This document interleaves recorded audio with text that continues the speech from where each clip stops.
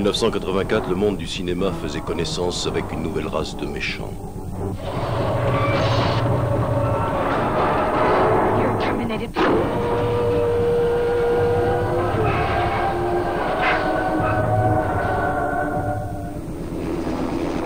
Sept ans plus tard, le même réalisateur James Cameron réunissait à nouveau Arnold Schwarzenegger et Linda Hamilton pour la suite attendue depuis si longtemps.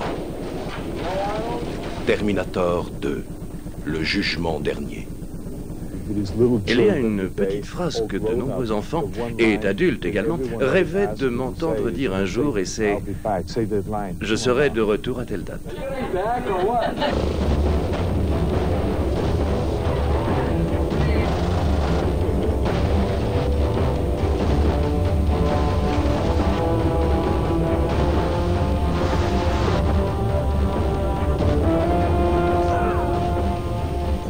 I'm a cybernetic organism. Cyberdyne Systems Model 101.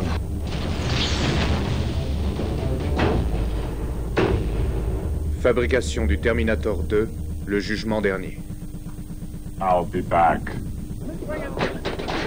Cette petite phrase serait de retour après un nouveau sens en automne 1990 lorsque dans le désert Mojave, on continua à tourner l'histoire de Sarah Connor et de son combat contre les machines venues du futur. Il y a un énorme changement dans sa vie depuis la dernière fois où on l'a vue. Elle a un fils, John Connor, qui est maintenant âgé de 10 ans. Les nouveaux Terminator du film ne prennent plus pour cible Sarah, mais son fils.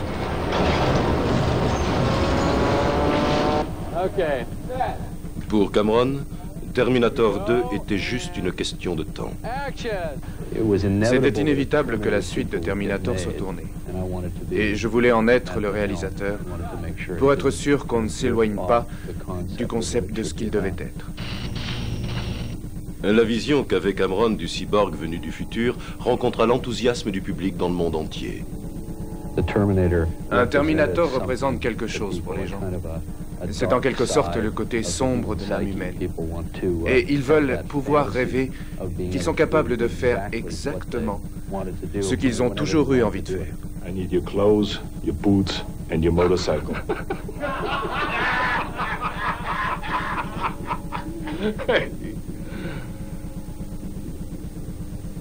You forgot to say please. Je crois que ça nous a pris à tous du temps pour réaliser que Terminator est une sorte de première dans notre culture et ça continue à rejaillir sur moi de diverses façons. Arnold Schwarzenegger, le Terminator. Je voulais de toutes mes forces que la suite de Terminator soit réalisée. J'avais dit à James Cameron, l'histoire doit avoir une possibilité de suite parce que nous traitons un sujet très intéressant. Je sais, Minstick m'avait dit qu'il y aurait une suite basée sur la force du premier film. C'est juste qu'on n'est jamais prêt. Plusieurs membres de l'équipe du premier Terminator sont revenus pour la suite, notamment le directeur photo Adam Greenberg et le créateur d'effets spéciaux Stan Winston. Les effets doivent être semblables à ceux du premier film, mais il doit y en avoir plus. On doit donner aux spectateurs ce qu'ils avaient dans le premier film et en plus quelque chose de frais et de nouveau. Je crois que c'est ce que nous avons réussi à faire. Comment Arnold peut-il être la star de Terminator 2 ? Les Terminators sont fabriqués en usine, les uns après les autres. Et ils sont tous pareils. Pour Arnold, je pense que c'est parce qu'il est mignon. Ce Terminator n'est toutefois pas seulement une belle gueule. Nous avons des apparences beaucoup plus sophistiquées et vous verrez des choses beaucoup plus grandes sur l'écran. Action Arnold. CO2. Pendant 6 mois, Terminator 2 réunit les efforts d'environ 1 millier de personnes, filmant jour et nuit à travers toute la Californie pour saisir sur pellicule les nombreuses séquences d'action du scénario. La production est allée jusqu'à changer le cours d'une rivière pour filmer une poursuite en camion à grande vitesse. La lourdeur de l'équipement nécessaire pour filmer est souvent proportionnelle à l'importance des scènes d'action. Une usine à hauts-fourneaux a été remise en activité, recréant ainsi l'impression d'intense chaleur et les lumières de l'acier en fusion. Aussi bizarre que cela puisse paraître, malgré une température moyenne de 42 degrés dans l'usine, les acteurs avaient beaucoup de mal à transpirer. Au nord de la Californie, une équipe d'experts en pyrotechnie préparait la plus grande fusillade de toute l'histoire du cinéma. And action Arnold.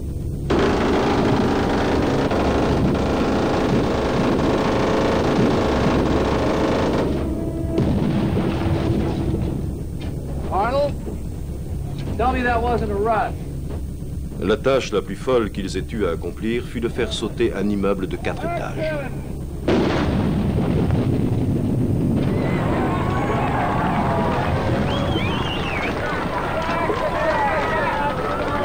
Were we supposed to roll? That was a rehearsal. I was waiting for your cue, Jim. Arnold et moi travaillons ensemble de la même façon que pour le premier film. C'est l'une des personnes les plus professionnelles avec lesquelles j'ai travaillé. Il a une concentration incroyable. Il reçoit les directives sur tout ce qui est physique comme aucun autre acteur. C'est vraiment une joie de travailler avec lui.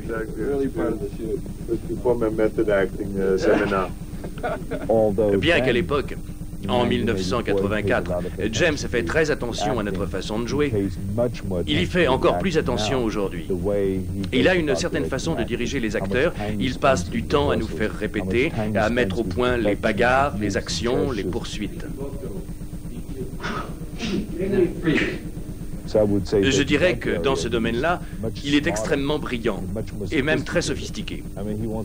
En fait, il veut tout faire parce qu'il a une vision très claire de ce qu'il veut voir. Il s'occupe personnellement de la machine à fumer. Il n'hésite pas à mettre le sang lui-même et à faire une retouche de maquillage. C'est pour ça que les gens disent toujours que James Cameron sait enlever une équipe. Mais il crée exactement ce qu'il veut voir sur l'écran. Longtemps avant le tournage, Cameron et son équipe travaillèrent très dur à dessiner des séquences et à tester des idées.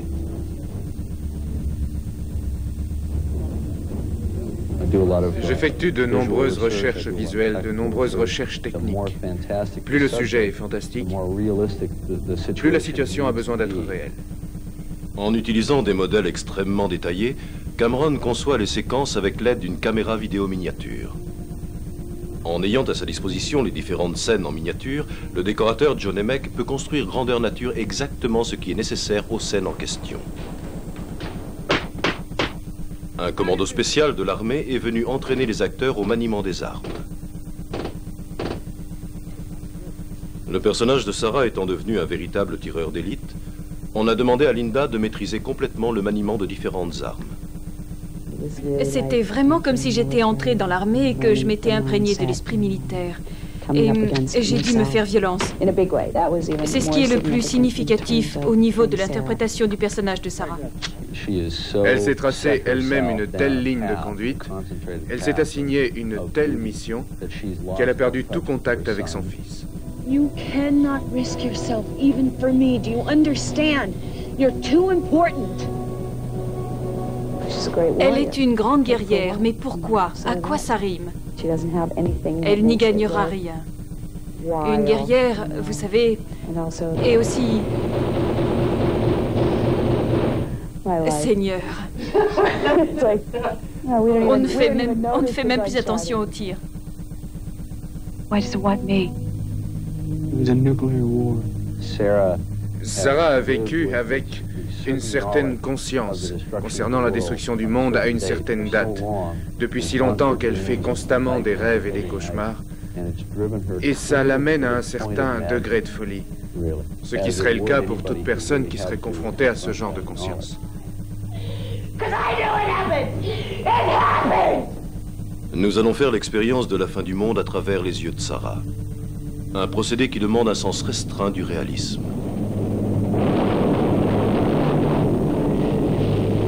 Mais il y a quelque chose d'encore plus spectaculaire. C'est la vision qu'a Sarah des gens.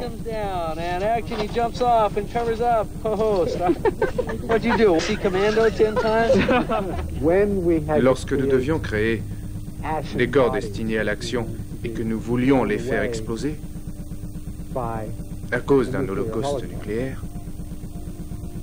c'était très inquiétant.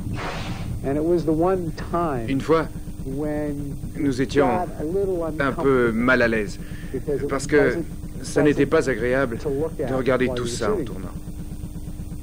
Mais c'est un aspect important du film. Le jour du jugement dernier, jour où, comme on l'avait dit à Sarah, la guerre mondiale commencerait, préparant le chemin pour les successeurs des humains. Les machines. La guerre du futur. Pour Terminator 2, Cameron mobilisa une armée d'acteurs, de cascadeurs et des équipes chargées des effets spéciaux pour créer la bataille finale entre l'humanité et les machines. On peut voir cette bataille à différents moments de Terminator 2. L'équipe enchaînait les cascades les unes après les autres, avec succès.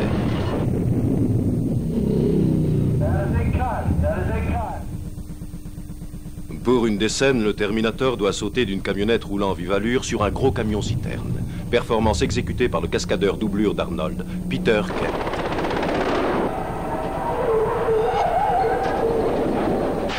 Après la réussite de la prise, le camion fut renversé sur le côté et tiré par plusieurs tracteurs. Peter se mit alors à conduire le camion ainsi renversé.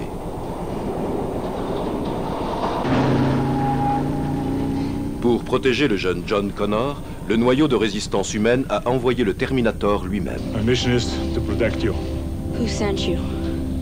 You did. This is deep. Pour jouer le rôle du jeune John Connor, le nouveau venu Eddie Furlong. C'est une histoire tout ce qu'il y a de plus classique.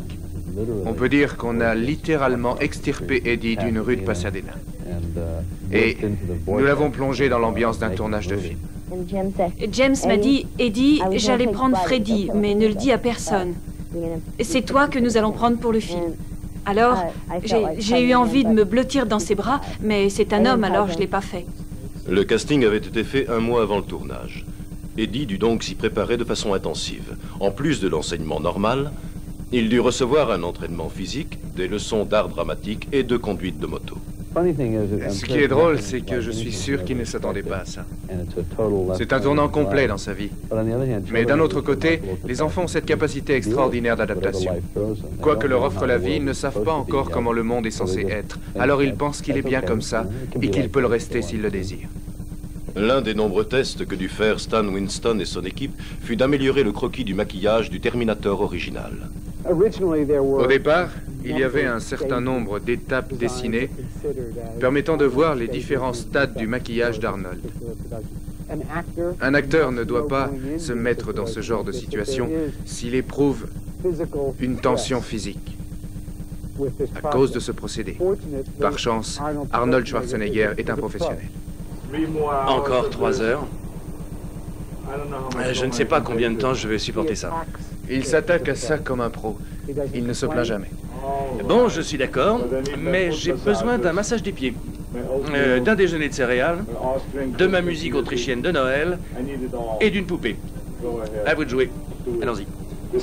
Ce morceau préfabriqué va être collé sur le visage d'Arnold, en nous aidant de sa structure osseuse. Une seconde.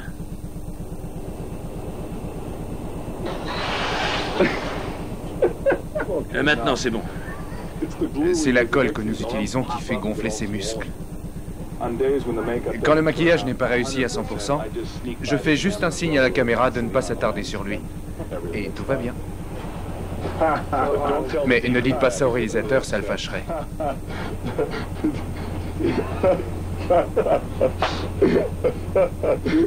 C'est fou ce que c'est drôle.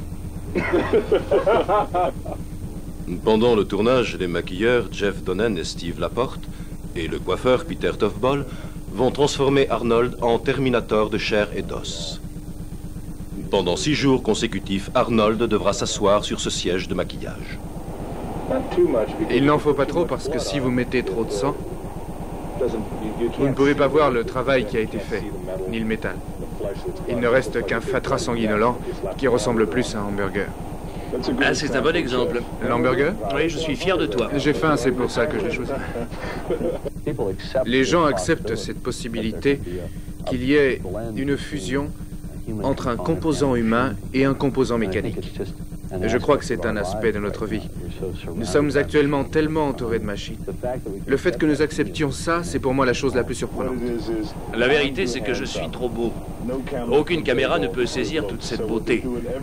Alors ils se sentent obligés de me mettre des tonnes de trucs sur le visage et un maquillage horrible. De façon à m'enlaidir un peu. Pour que je sois au niveau des autres acteurs du film. Je suis trop jolie pour ce film, alors... Et voilà. Quoi, j'ai mauvaise haleine? Cette première phase nous a demandé 2h30 à 3 heures de travail. Les phases suivantes sont les étapes 5, 6, 7. C'est ce qu'avait Arnold à l'origine, avec plus de latex et plus de chrome pour cacher son œil. Il nous faudra probablement 1h à 1h30 pour ceci. Il va adorer. Comme on peut l'imaginer, Sarah a du mal à accepter le Terminator comme un allié. Elle savait qu'un jour il reviendrait, que c'était une possibilité, elle était prête. Pas d'affection. Vous savez, j'ai gardé une relation très claire. You know what you're doing? Detailed files on the human anatomy. I bet. Makes you a more efficient killer, right? Correct. Dans ce film, Terminator adopte certaines caractéristiques humaines. Gotta listen to the way people talk. If someone comes off to you with an attitude, you say, "Hasta la vista, baby." Hasta la vista, baby. That character slowly develops. Les mauvaises pulsions se développent lentement, et c'est en fait au contact des humains. Jesus, you're gonna kill that guy. Of course, I'm a Terminator. Listen to me very carefully, okay? You're not a Terminator anymore, all right? Le cyborg les enregistre pour savoir quoi faire avec ce genre d'émotion. Mais le Terminator envoyé pour tuer John est différent de toute autre machine à tuer jamais imaginée. Je l'appelle un polyalliage mimétique, ce qui veut dire qu'il est fait d'une substance qui peut tout imiter. Dans le rôle du T-1000, Robert Patrick.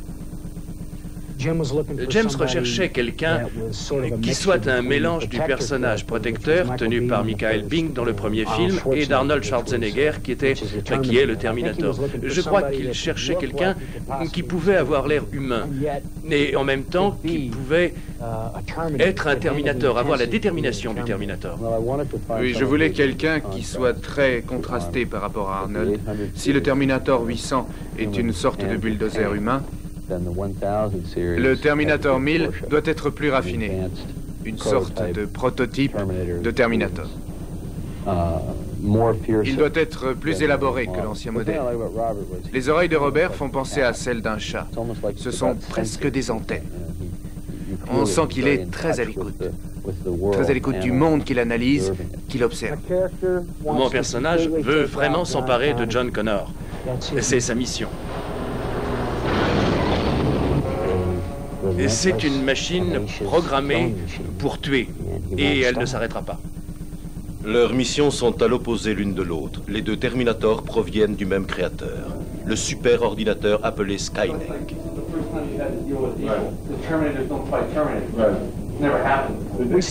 Ils proviennent de la même technologie. Ils ont donc certains programmes communs. Are you the legal guardian of John Connor? That's right, officer. What's he done now? So we're both killing. Nous sommes tous deux des machines à tuer, mais de types différents. Big guy on a bike. Has that got something to do with this?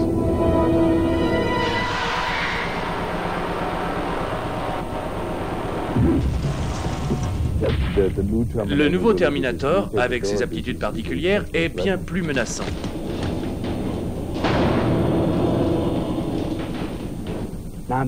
En fait, je suis la mort. Il fuit la mort. Les deux Terminators sont programmés pour accomplir leur mission coûte que coûte, et à n'importe quel prix. Mais Sarah a décidé de faire face à son destin et de prendre l'affaire en main. I need to know how Skynet gets built. Who's responsible? The man most directly responsible is Miles Bennett Dyson. Elle décide que la seule façon d'empêcher le futur d'être ce qu'il doit être est de tuer l'homme qui a construit la puce qui est à l'origine de la guerre. D'une certaine façon, elle devient le Terminator du second film. Tout du moins à un niveau psychologique. Pour l'équipe du film, Terminator 2 a été plus qu'une réunion. Nous avons travaillé de façon très intense, avec beaucoup de tournages de nuit pendant de très longues heures. Vous avez vu ça? Non, mais vous avez vu ça?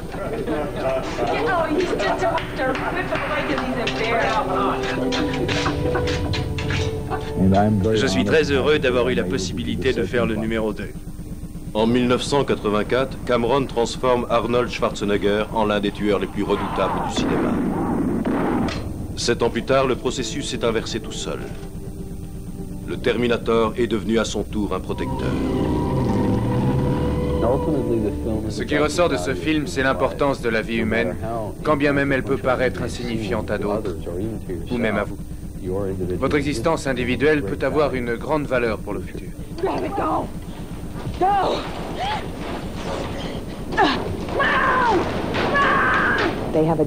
Ils ont un travail à faire, protéger le fils de Sarah. Ils le font.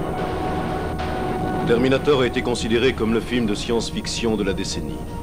7 ans après, le même réalisateur James Cameron tourne la suite de la saga des Terminator avec Arnold Schwarzenegger et Linda Hamilton, nous offrant ainsi le plus grand film de tous les temps.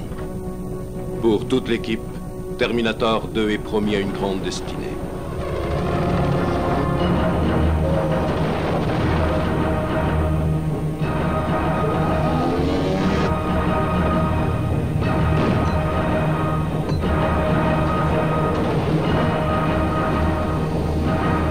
Hasta la vista, baby.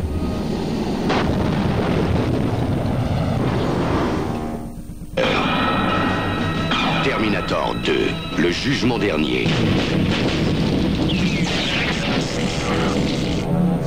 Même fabrication. Ces photos ont été prises au commissariat de West Island en 84. Vous y étiez. Même modèle. Celles-ci ont été prises aujourd'hui. Vous devez me laisser voir mon fils. Il court un grand danger. Nouvelle mission. Avant, il était programmé pour détruire l'avenir. Tu ne sais pas ce que c'est que d'essayer de tuer une de ces choses. Maintenant, sa mission... Baisse-toi! C'est de le protéger. Maman! Viens avec moi si tu veux vivre. T'es réellement réel? Il est programmé pour protéger un enfant. Qui t'a envoyé? C'est toi, il y a 25 ans. Mais c'est un Terminator comme toi? Pas comme moi. Et la plus efficace machine de mort jamais créée. On ne peut pas la détruire? Je ne sais pas. Cette fois, ils sont 2. Terminator 2. Tu ne peux pas tuer tous les gens qui ne te plaisent pas. Pourquoi? Si vous pensiez avoir tout vu, revenez voir. Reste couché! Vas-y, maintenant! Il faut qu'on reste ensemble!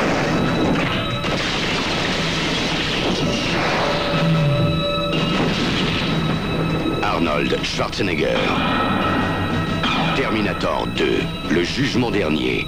Cette fois, il revient. Pour de bon. Croyez-moi.